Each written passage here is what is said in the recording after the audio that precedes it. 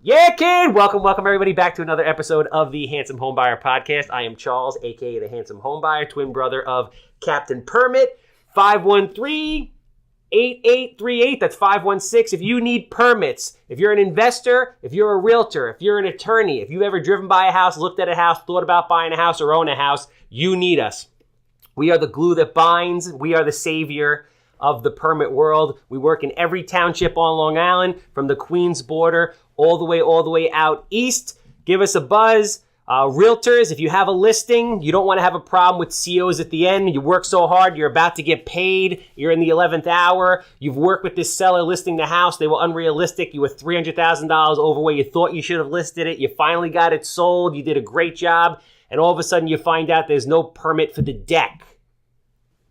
Nobody wants that. Avoid that. You have a listing, you call the captain. 516-513-8838. All right. And for myself, obviously, I am the Handsome Homebuyer, but we are not just homes anymore. If you have anything real estate related, I want to buy it. It's that simple. 516-777-SOLD. If you have houses that smell like Cappy, if you have land, if you have commercial property, strip malls, storage facilities, you name it, the bigger, the better, the uglier, the nastier. I don't care if there's toxic waste there. I don't care if somebody hung themselves there. Whatever it is, I want to buy it. 516-777-SOLD. All right, we got a barn burner today, people. All right? People call me alarmist. I'm out there saying like, I don't really know how things are shaping up. We have someone in here who I consider to be one of the authorities. That's right, on this. She is very well diverse. She's an appraiser. She's a performance coach. She's a realtor, a performance coach for both realtors and investors, I might add. She's been in the business for a very long time. She knows the ins and outs. She deals with investors. She deals with the public. She deals with appraisal management companies. She deals with the banks. She deals with hard money lenders. She deals with everybody. All right. Now, I tried to say her last name before and I sort of butchered it. And then she's like, listen, you got to let it flow. You just got to let it flow. And so I'm going to try to let it flow here. All right. Welcome, Annemarie Giovanniello. There you go. I feel like it's like a song. It's like, zzz, right? Just gotta let it flow. Like it's like jazz. It's like jazz. Welcome. Oh, one quick thing before we dive into the shit of it. We are testing. A good friend of mine is testing a private money fix and flip or rental platform. So if you need money to purchase distressed properties, we are looking for only five investors. You can have various degrees of experience, not a problem. To test this platform, there's going to be discounts associated with that. Get at me, 516-777-SOLD, or shoot me an email, charles@handsomehomebuyer.com. That's handsome as in good looking, because you know I am. Homebuyer, singular, no S's.com. All right, let's get into it. The gloves are off. But I feel like now I got everybody pumped up. I want to jump into the craziness, but at the same time, I want to get a little bit of background. Okay. Right? So you came to real estate. You were actually a teacher. Yes. I was a high school English teacher. You were a high school English teacher, which is like, all I really want in life is someone that can give me medical benefits. Yes, I was a high school English teacher and librarian. You were a librarian? Yes. Yeah. That I never would have pictured. I have degrees in English and library and information science. And how long were you a teacher for? 6 years. And you gave that up to deal with the craziness that we deal with on a daily basis. I loved real estate. I always... You must need action. You just need action. I did not like going into that building every day. I just did not like... How long ago were you a teacher? Like, when did you leave? So I've been doing this 12 years, 13 years ago. Okay. Did they have... Well, I'm trying to think. At that point, they didn't have like card catalogs and stuff that you used. They still had them in there. Did they? Some libraries still have them. You don't use them anymore. I miss those But they days. did it when I was doing it. It was still, I guess, a transformation from one into they were segueing online. Yes, into technology. No, it's funny because like everybody knows I'm in school now, so like you can't talk to a person anymore. When I was in college, you used to wait online to the bursar to like register, and there was a line that was like 3 miles long. Now you do everything through this portal. It doesn't make sense. I don't know what I'm doing. I'm taking classes that I'm not supposed to be taking, and hopefully I can talk my way out of it. But it's funny that's what was going on then. Yeah, no, and it was starting to change even when I went to get my master's in library science, one of my classes was building a computer. I had to be able to build a computer. Oh, Jesus. So, because they knew it was changing. So you're a teacher, which is like everybody wants that job. I know. You realize that, right? I know. I walked away. People got to look at you. No. When you were telling your family, they must have been like, "Really?" Yes, my both of my parents cried. I mean, you got Empire Blue Cross Blue Shield, for the love of God. I don't even think you have a copay. Yeah, no. I was not happy, and I didn't want to be that teacher that just did it for the pension. Wow. And for the time off, and I just was, getting into my 30s, and I didn't want to be that person. Wow. You hear that, people? So if you're sitting there right now saying, I hate my job, but you're giving me some kind of excuse, I don't want to hear it, right? Because Annemarie Giovanniello, boom, you see how I said that? It's got like a rhythmic tone to it. She basically walked out on like the most secure job a person can probably have. Especially, here in New York on Long Island. Yeah. That's the job. Can we talk, what school district? Can we talk about that? Yeah, I was with Comac. Okay. I was with Comac. Everybody wants to live in Comac. I was with Comac, and then I went into the city because they were starting a new school, and I was able to be an administrator, which really I just didn't like.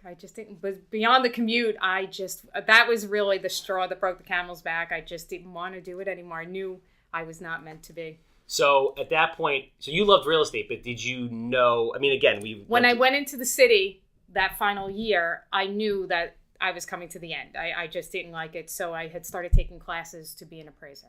Oh, okay. I had a friend who was an appraiser, and she told me at the time this was the boom, and I guess the end starting when people started to get nervous. When was this? So this was like 2007, like this right? was 2006. Okay, so this was like, So this was, and she had even said to me, I don't know, Annemarie, things are starting to change. And I said, but it's a great way to do real estate, and I know I can't just become an agent and just, this would be more steady. So I took my classes, and everybody in my class, because everybody got to know each other, this is when people were still becoming an appraiser. Mm-hmm. Everybody thought it was crazy. Even the people in the class were like, go back, stay teaching. Best time to do it. Yes, and it was also a lot easier at that point to become an appraiser than it is now. Yes, obviously I had the degrees. Now you need a degree, at least a 2-year degree. And it's interesting what we were talking about before, because, we're going to jump to that after, but, there's talks about trying to eliminate appraisers for appraisals of under a certain amount, a purchase price. And that kind of makes sense because that makes no sense, actually. Right. That's insane. But makes sense with it. They're making it increasingly more difficult to become an appraiser. Mm-hmm. And that probably fits into that. Right? It is. They had made it more difficult maybe 2 years ago. You needed a 4-year degree and all these crazy hours and whatnot as an assistant. And most assistants either don't get paid or don't get paid very well. And then they found that there was a lack of appraisers across the country. So they lightened it a little bit and made a little bit less hours to actually get your full license. Because your first step always is you have to be an assistant for at least 2 years. And they went from a 4-year degree to a 2-year degree to, in certain instances, you just need a certain amount of credits, like 30 credits, college credits. Yeah, the government in a lot of cases provides and crushes opportunity. Like, they dictate things. Like, what's going on in the city right now in Hudson Yards? Like, the city decided that they wanted more office space, so they rezoned it to give developers the opportunity to do that. This is the same kind of thing. Like, the government, you have to know what's going on in the world, and I know I shouldn't be saying that because I don't own a TV, but you got to know what's going on in the world because based on what the government does, it provides opportunity or basically crushes your current situation. So you went to school, you became an appraiser. I went to school, I became an appraiser, and I decided to go full force. So I left teaching. I could have always gone back to teaching, but I left, and I just put my heart and soul into it. I remember as I was getting into it, that's when things started to collapse. And I had a friend who, she does a lot of networking. She's not in real estate, but she does a lot of networking. So she had me meet her at a Panera's with a real estate agent and a mortgage broker. And we had lunch, and the two women sat there and tried to convince me to go back to teaching. And they said, you're crazy, and you shouldn't do this, and everything's collapsing. We're not making the money we used to. And we walked outside, and as they kept telling me not to trust anyone in real estate, you should leave, go back to teaching. Oh my God, if I had a teaching position, I'd never leave.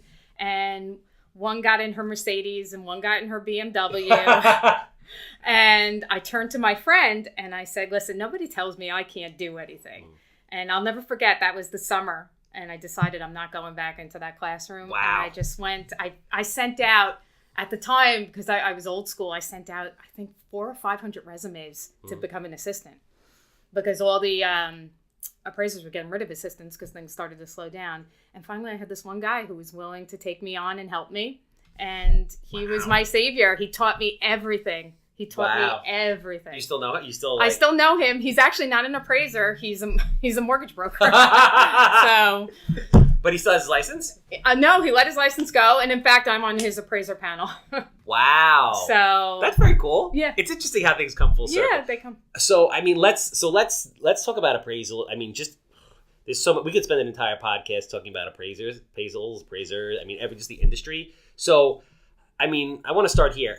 So you own Titan Appraisals? Yes. Right? So you work for banks, you work for a tremendous amount of hard money lenders, you do private appraisers for investors, people that are liquidating estates, etc. Basically anybody. Divorce. Yeah, anybody who needs a residential appraisal. Exactly. So, I mean, you deal with everybody. Yes. Right? And you do it as a realtor, as an investor, as a coach. Like, so you're on a very high level with this stuff. So, I'm curious to know how you've seen the appraisal business as a whole change from pre-crash to current market? Because I know there's been like iterations through that. Well, pre-crash years ago, I mean, there were appraisers that were doing 20 grand a month. I mean, it was crazy. It was insane. And then the crash came and it quickly weeded out the appraisers who just got into appraisals for the money. So how many people, it's like similar to like a realtor thing. How many people do you think, like, what was the count, the appraiser count? I don't remember exactly. There was a statistic once, but again, we're going back over a decade. I think tens of thousands of people let licenses go. Because again, that was a time when it was easier to be an appraiser. You know, you didn't need as much time as an assistant. You got your hours very quickly. As soon as you got your hours way back then, you could take the test and become a full appraiser, and it was easier. You needed a certain amount of hours. Okay. So now they changed all those rules. So everybody just got into it. Who knew a mortgage broker? Who knew a realtor? You know, there were all kinds of crazy things going on in the boom. So, but also appraisers, like I heard stories. I have some buddies that are realtors that are also appraisers, and they were like, "Yo, I was showing up to do an appraisal. I was getting paid $500 cash at the door." Yes. And he's like, "This is fucking awesome." It was great. We used to be handed cash at the door. The banks didn't pay us. The people paid us. So it was great. It really was. And then everything collapsed. And of course, we were part of the larger blame for everything that happened. Of course. Because there were bad seats that did some bad things. Yes, I mean, plenty of there appraisers got in trouble, lost licenses, got sued. Wow. So there was that. So that weeded out a ton of people. But then, ironically, I was going from assistant to full appraiser at that time. I saw another niche because as soon as it all collapsed, that's when all the short sales started and all the distressed sales. So one of my first ventures into this was learning about short sales and REOs, because as soon as things collapsed, all the banks were calling everybody, all of us in. So really, I went from crazy quick appraisals to distressed sales and, you know, double the amount of pages for the reports. And what do you think of this? And what do you think of that? And then they changed, Dodd-Frank put in the AMCs. Okay. And that's when another ton of appraisers left. So for people who don't know what an AMC is, what is an AMC? Appraisal Management Company. Through Dodd-Frank, which was set forth to regulate the banking system after everything collapsed. Because someone's got to get blamed for this Somebody's got to get blamed. And it's not the people that made billions. I believe it was Cuomo, because he was the attorney general at the time. He felt that one of the bad things that were happening was that appraisers had direct contact with the lenders. And he felt that that was bad, because we could be influenced, undue influence. So he decided there should be a management company in between the appraiser and the bank, a third party. So as that took place, again, as everything collapsed. So now we're going on maybe 8 years of AMCs or so, 6 to 8 years. All the big banks, you were required to use them. The only banks that don't need to use AMCs are credit unions.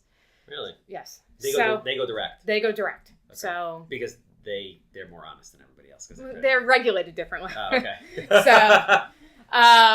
So once that happened and there was going to be somebody looking over your work, somebody who called you, somebody you kind of reported to, you had all the appraisers, the older appraisers leave. They just said, I'm not doing this. Wow, really? So then you had an exodus of a lot of the older appraisers. And then some people embraced it and said, hey, if this is how it's going to be, great, I'm going to get on all these because then we had to rework everything.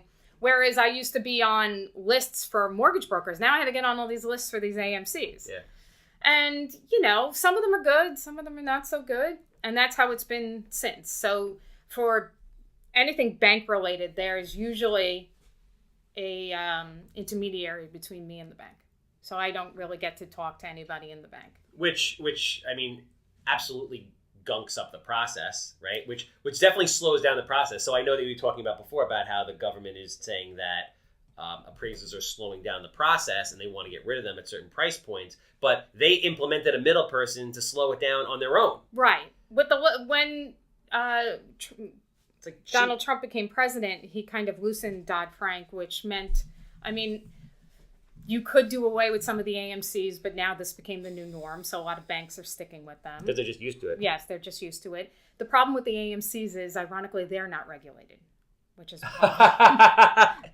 They're not really regulated. So a lot of times you get people who are not appraisers working for these AMCs, not necessarily banking people, so they don't quite know the process of what they're talking about. And one of the things that slows the appraisal process is a lot of times we get kickbacks from these AMCs, and I don't mean monetary, I mean the report comes back with these weird questions that sometimes are in the reports that they don't know how to find, and all these other kind of crazy stuff. And it's like, it's in the report! Yes, and then we have to go back, and you're dealing with people who, don't understand the appraisal process. Like, for those of you that aren't really familiar with appraiser, or even if you're in real estate, I feel a lot of times people, even if they feel like they have a limited understanding of something, they don't understand what's involved. They take it for granted. Like, doing an appraisal is not an easy thing, people. Like, if you're paying somebody X amount of dollars to do an appraisal, right? Those things aren't really time consuming. They are. And, they're very, we do a market analysis that's very different from what a realtor does. And I'm not knocking realtors. It's different. It's a different process. Different things are expected from us than are from realtors. We are, governed by an ethics body called USPAP, and the government does check in on us. It's a whole different process. So when you call a realtor and ask for a CMA, a lot of times, some are better than others, but a lot of times they just kind of pull what sold in the area and show it to you. Let's be real about it also. It's like, you have extensive training and time doing this. Yes. You can take a 72-hour course, become a realtor. And again, it's not to knock realtors. Their skill is finding properties for people that want to buy and selling properties to people that have it. It's not appraising stuff. No. That's why it's very cool. I often say to realtors all the time, like, listen, do you want to have a competitive edge? I'm like, go become an appraiser. Go become an appraiser just so you could say you're an appraiser. Or take the class. The classes are quite informative also. It's a different way of looking at things. I've had realtors just say to me, what's the adjustment on this bathroom? $4,000 or $5,000? And I said, well, no, it's not that black and white or a square foot adjustment. And I said, I pay for extra software that helps me analyze and pulls from MLS and helps me analyze the market as a whole. This is also all you do all day. Yes. Not all you do. I do everything's real estate driven for me. Yes, exactly. So the AMCs came in, boom, boom, boom. All right, great. Now that's plugging along. Now, what's kind of the next? Well, now things are changing again. There's a lot of people aren't aware there are minimums set forth by Fannie Mae, Freddie Mac, the government, that say when you need appraisals and when you don't.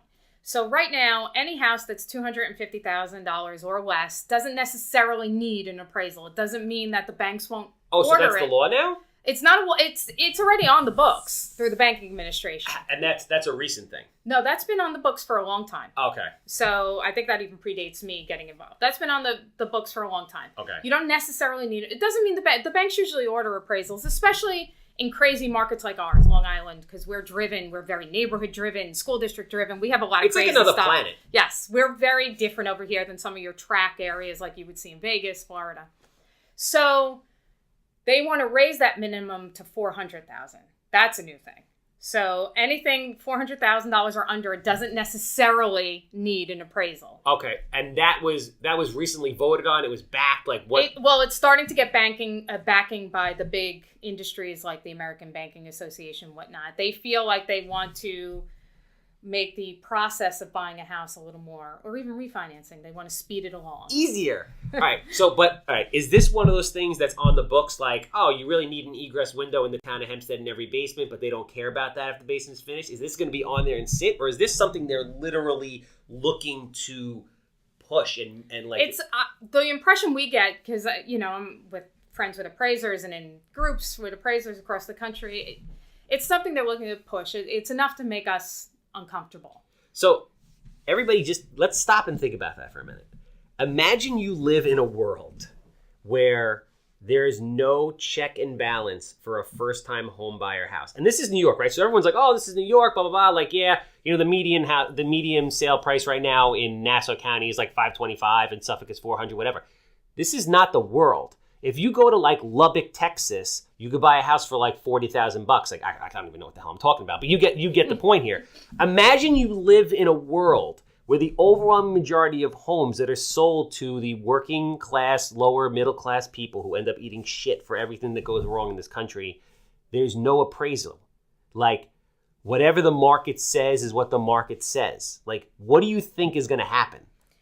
Well, part of the problem also is that they still blame us, and one of the issues is the management companies. And again, some are better than others, but again, they're running big businesses, so appraisals come across their desk, they have to assign them to us. It's not like all computer generated.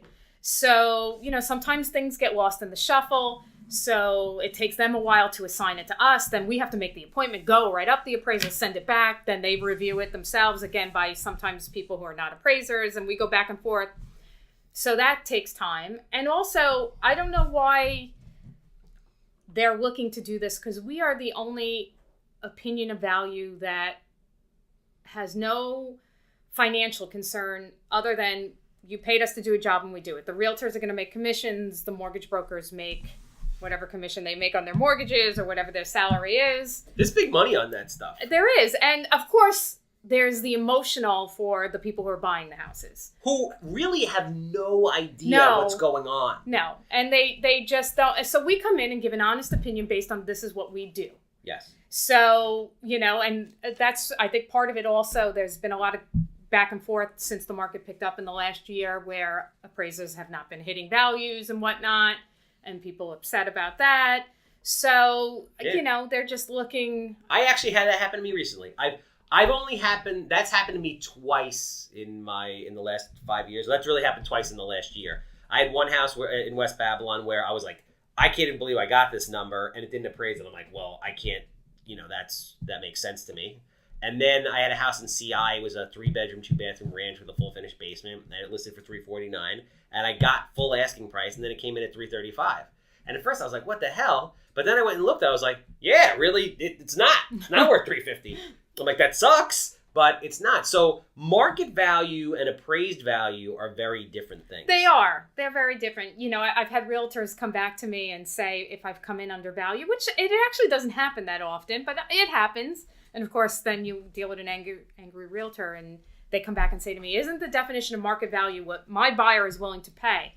And my comeback usually is, well, yeah, but not necessarily with the bank's money. Yeah, but exactly. Like you are here to protect. You're here to protect the bank, but you're also here to protect people from themselves. Yeah, sometimes people, you are, especially the buyer, you're paying somehow, or whether it's worked into your mortgage or you pay your mortgage company to do the appraisal, you're paying for this appraisal. And I'm here, to look at this house and let you know what I think. Again, it's an opinion of value. That's what an appraisal is. However, coming from an industry expert, that has nothing to gain monetarily.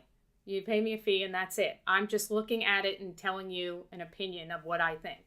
And people get buyers get upset. I've had some angry voicemails from buyers too. And, it kind of is what it is. I mean, I just had an instance recently in a nice town on the island, and there was a bidding war, of course. And they had it listed at around $450, and the bidding war took it up to $475, and the agent listed it at the right price. Should have gone from $440 to $450.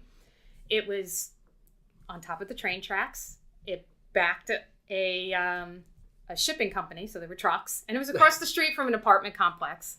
And then they somewhat misrepresented the house. It was a raised ranch, not a high ranch. And a raised ranch, really, you have a basement. It just comes up a little bit higher. Yeah.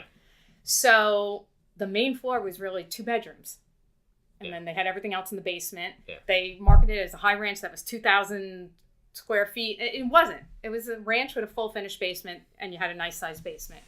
So nobody looked at it the right way. And then I made them pull the CO. And sure enough, the CO says it's a 1-story ranch with a basement. And I said, I can't go against the ranch. And I said, but you have to think about it too. If this was, it was a very nice area of Long Island, one of the quote unquote wealthier areas. Mm-hmm. If this really was over 2,000 square feet, forget about 450, this would be 650. Yeah. So you got to think about things. And then, the agent was actually pretty cool. Once I explained everything to her, she understood. This was something, she was a seasoned agent. I felt she should have been a little more aware of. Again, I was only dealing with the buyer's agent. And of course, people get upset and, I'm going to take a higher offer. And listen, there's no other appraiser that's going to view that differently. You have all kinds of external issues, and it's a basement. So, Plus, if you're doing an FHA appraisal, you can't really dispute the appraisal. And you can't send somebody else. It doesn't happen. It doesn't work. The government doesn't go for it. Here's the thing that I want investors to understand, because there's a lot of guys out there I feel are going to get smoked right now, right? And I don't want anybody to get smoked.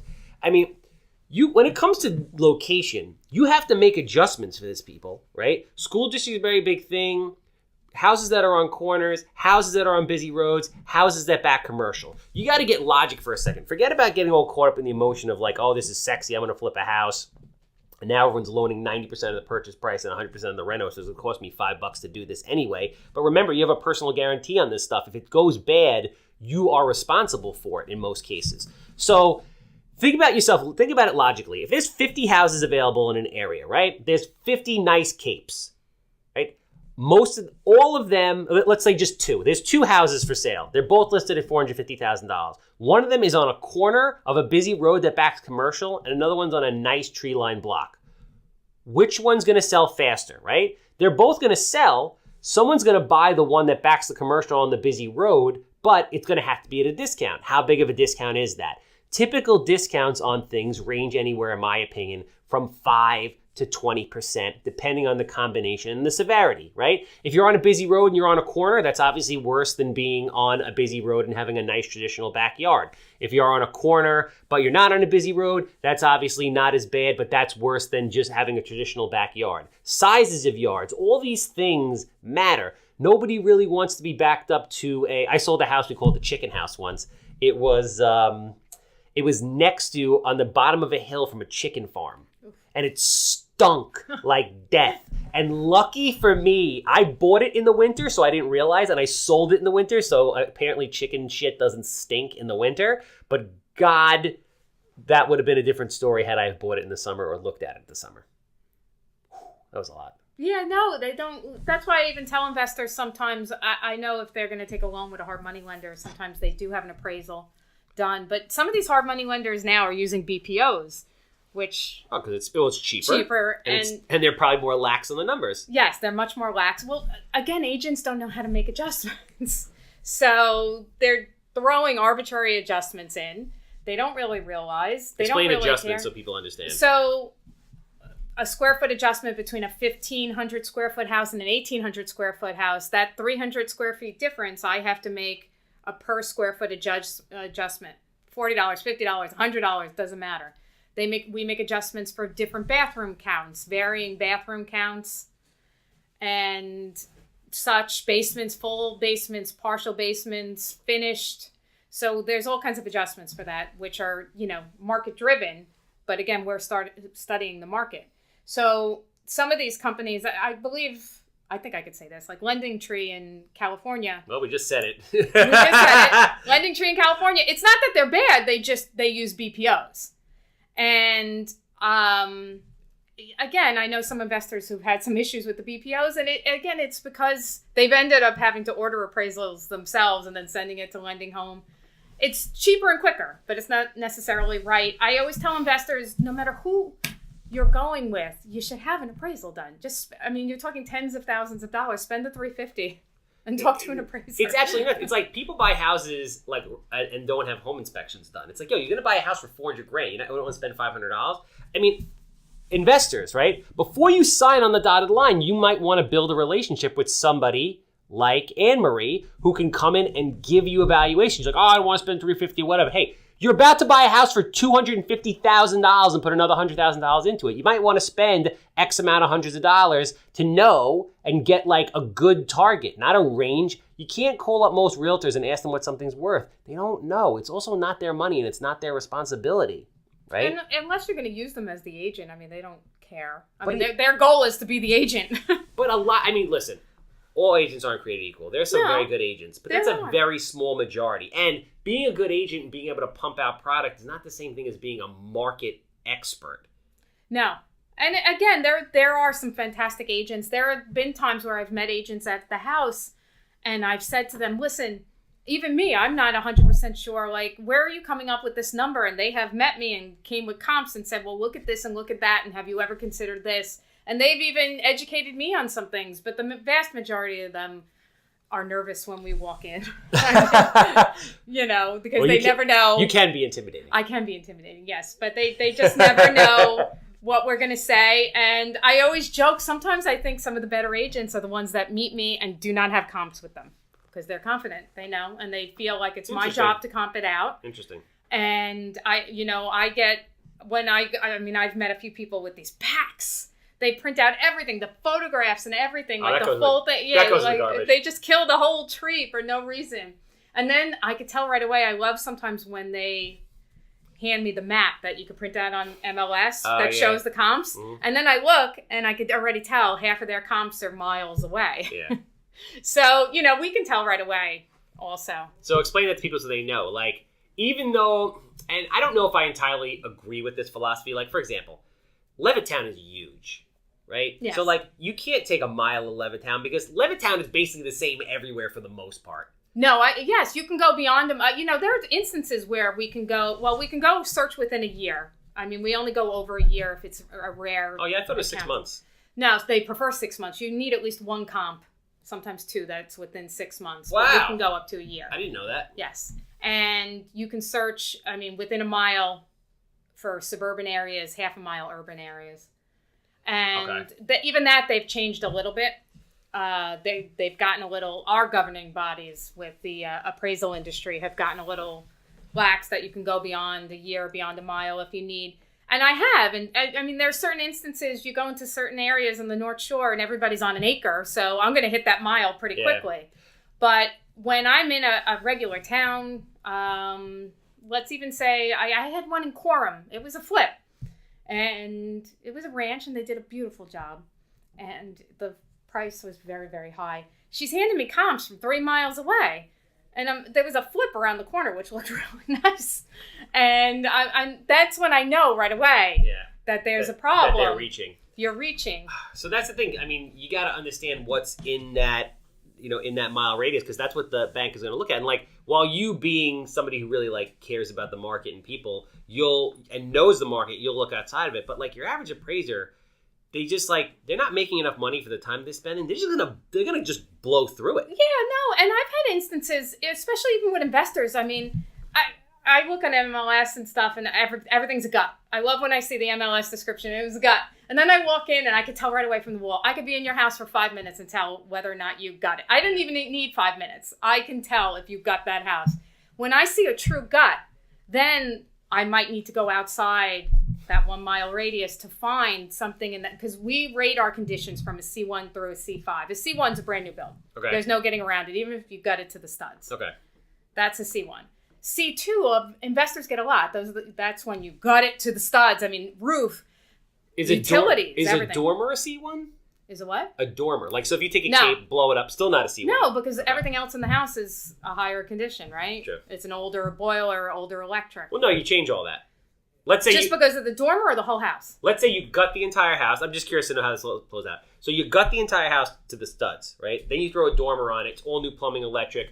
The framing on the lower level is original. And obviously the floor is original, like the subfloor is original. Yeah. Is that a C1 or no? No, that's C2. Okay. So I've had instances where I've actually had to take it to higher ups in Fannie Mae where they bought and they knocked the house down to the foundation but left the foundation. So what is that? We've gone back and forth. It's I mean, C1 it's and a still, it's a lot of times it's a C2, but I make an adjustment even against some of the other C2s. I try and find another knockdown. Look at your foundation. I mean, we always make jokes about building foundations personally. That foundation is still original, a 1950s foundation that now you built a 3,000 square foot house. And even they've extended the basements. Then I have half the basement that's new, half. So, it's a C1, C2. It really is dependent on the situation. So you really have to know, because I have people tell me, I have investors call me up all the time, or when they make appointments with me for the bank appraisal then, and the realtor, I say, it was gutted to the studs. I tell people, and I'll tell all your investors, take photos. Show me photos that I can really match up with the house. Because I've had a few people try and pass off photos that were not of the house I was in. So you gotta say, you don't want to lie to these people. They do this every day. Yeah, no, I could tell right away. I mean, it becomes like a second nature. When I go to somebody's, even friend's house, I get out and the first thing I look at is their roof. Before I even make contact at the front door, I get out and I look at the roof and look at all the roofs of the neighbors. It's just like a thing. I go into houses, it becomes second nature. Yeah, you're hardwired to do it. You're hardwired. You can see. I can tell when people ask me, "What do you think of this?" and "What do you think of that?" I want to talk about what it's like for you being an appraiser, working for different hard money lenders, and then I want to segue that into like how you see the market right now as a whole on the investment end and the end user end. So I know you've been working with a number of different lenders. As basically their preferred appraiser. Yes. So you'll go. So basically, someone has a house in the contract. They want X company to fund the deal, and you are hired to go out there to give an honest review. Yeah. So all the investors need a scope of work. So I need to see a scope of work. Explain scope of work so everybody knows. The list of what they're going to do to the house, and as detailed as possible. Okay. Because I have people who just say like driveway, kitchen, bathroom, 20,000, new electric, 10,000, as detailed as possible, as broken down as possible, so I can really get an idea of what the house is going to look like. And that's how I look for an after repair value. So I take a best estimate of what your house will appraise for after your repairs are done, what you should market it for and whatnot. Again, I wish I had a magic 8-ball, because some of you guys sit on these houses for 6 months, and look at what happened last year. Our market made a hard right. I mean, we went from kind of normal to all of a sudden, there were no houses on the market and everything jumped. I mean, I couldn't have, nobody knew that was coming. Yeah, that was crazy. I make a best guess estimate. And then some hard money lenders also like me to do an as is. So they like to know that the price you're buying it for is competitive. So, I mean, and these guys are lending 90% of the purchase price, 100% of the renovation cost. I mean, how do you feel about that as an appraiser, as a person, as an investor? Like, this shit's crazy. It is. It's crazy. And right now, it's gotten crazier.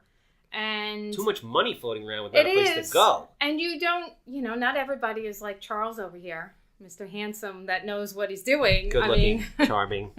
You have these guys that watch a show on, HGTV and can flip a house. Yeah. So and then they're given too much freedom and too much money, and they just are not really understanding what they're looking at. And I've walked through houses with first-time home buyers, first-time flippers, and I mention a couple of things to them, and they look at me like they never even thought about fixing something or doing this or doing that, or the electric, and look at this, and your oil tank's buried. What are you going to do? And they're just flabbergasted. And this is where the coaching comes in, which we're going to talk about in a minute. But I want to get your opinion of the market as a whole on the investing side and the market as a whole for the resale end user. Like, what do you see going on? Check out look into your magic ball. What do you, in your opinion? It's getting crazy. It's getting a little crazy. We have a flood of investors right now. Like I said, everybody thinks they can flip a house, and the loans that they're getting are crazy. So, you just can't give somebody brand new all this cash to say, do whatever, because they just are not in check with what's going on, their monthly payments, what they have to do with the house. I don't know where they're getting their contractors from. So there's a lot of chaos with that. You have a lot of them Zillow. I mean, I can't even tell you and express how much I hate Zillow. Zillow is in the whole world. Zillow sucks on every possible level. It does, and they're pulling Zillow. They come with Zillow printouts to me, and I'm like, well, that's a couple blocks over is a different area, and oh my God, that's a different school district, and wait, you're on the border of this, and I just had an investor who was Babylon, but North Babylon Schools, which is very different ball Very game. different ball North game. of the Southern State Parkway is yes, very different. He wasn't looking at that, so you have that chaos going on. Because they also don't have access to information. No, and sometimes the realtors, don't forget, sometimes they stick with their realtors, and I'm all for loyalty. But see, I go from town to town, Nassau, Suffolk, Queens. I know the market. That's what you pay me to do. I know it.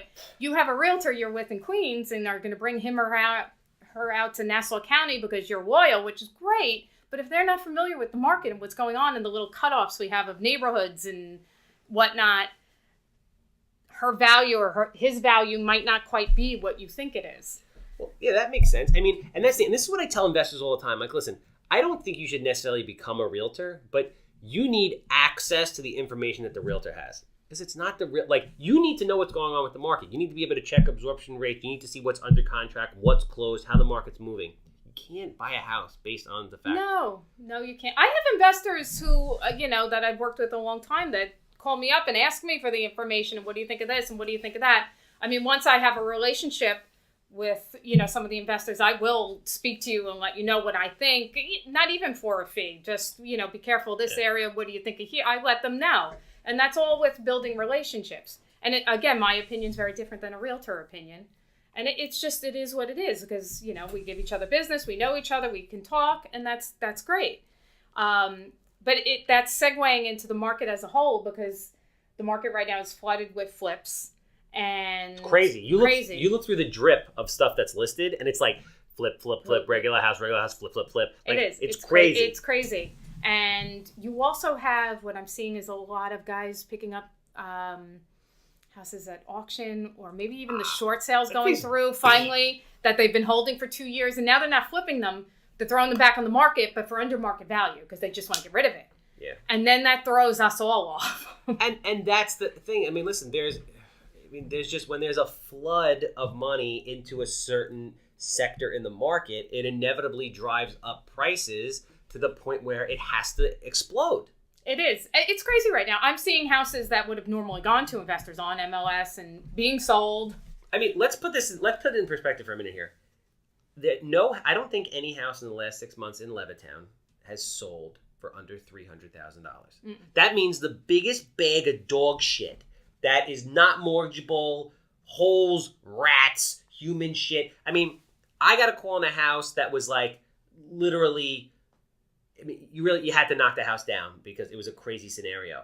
And they were looking for $300,000. And the crazy part is someone's going to give it to them. Oh, yes. There are guys, I heard about a guy the other day who bought a house for $385 trying to sell it for $5. The whole thing is just, it's nuts. It is. It's crazy and we can't sustain it for much longer. No, definitely not. We do have some things coming back again with the no-doc mortgages and where you don't have to prove your salary or anything. The interest rates have been fluctuating quite a bit. They just dropped down a little bit, right? Yes. And then, so I've actually had some refinances, which I haven't had in over a year. Oh, yeah? Yeah, people are refinancing. Just because they think that interest rate's going to go up and they want cash out now? Yeah, and they want, I've had a lot of cash out and a lot of regular refinancing. Interesting. So I've had a lot of things going on. And like I said, there's these bidding wars. And then I watch some of the houses when either if I don't hit the value, I save them on MLS to see. And then I don't know what they do, but some of them miraculously close at the value. And they're paying too much for these houses. And I'm seeing houses that should be, anywhere from $30,000 to $60,000 less selling. So, and again, we're in a state where people are getting these mortgages again, and they're getting in over their heads. They're becoming house poor at the minute they sign.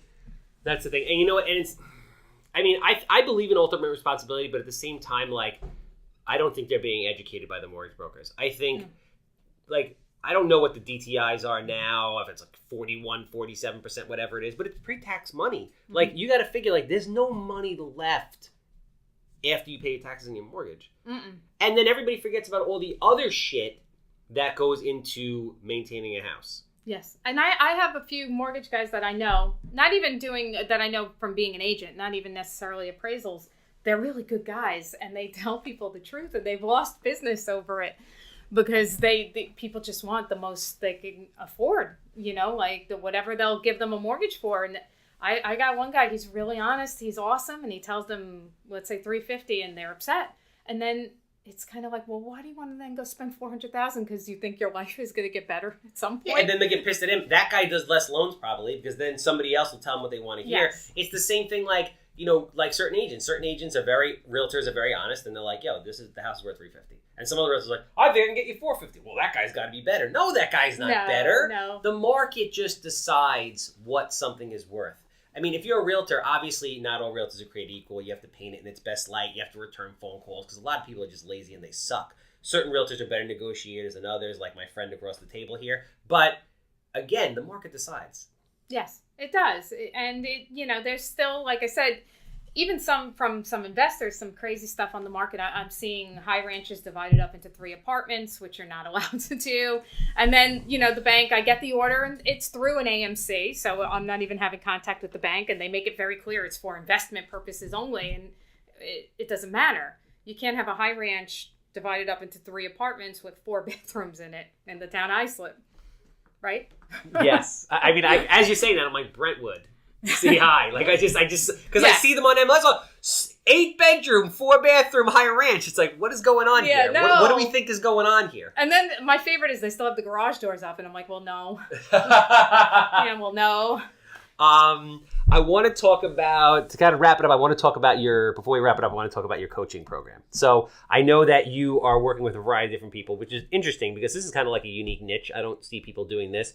You are coaching both realtors and investors in different capacities at different parts of their business and process. In my dealing with investors over it's been years, I have found that even the ones that do some of the big programs that are 10, 20,000, they're not really taught what to do once they get into the house or they have the house. What should I do?